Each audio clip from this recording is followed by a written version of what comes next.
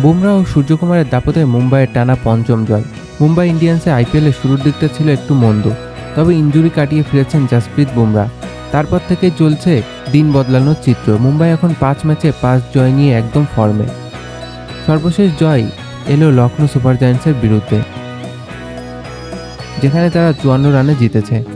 রোহিত শর্মা শুরুতেই ঝড় তোলেন, কিন্তু খুব তাড়াতাড়ি ফিরে যান। এরপর রিকেলটন 58 রানের ইনিংস খেলে দলকে শক্ত ভিত দেন।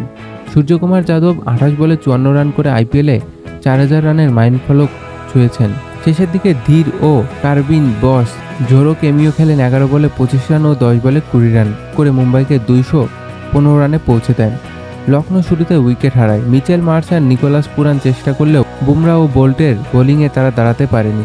16তম ওভারে বুমরা 3 উইকেট নিয়ে ম্যাচের সিলমোহর দেন, আর বোল্ট নেন 3 উইকেট 20 রান দিয়ে। এই জয়ে মুম্বাই আইপিএলের প্রথম দল হিসেবে 150 ম্যাচে জয় করার ইতিহাস গড়ল।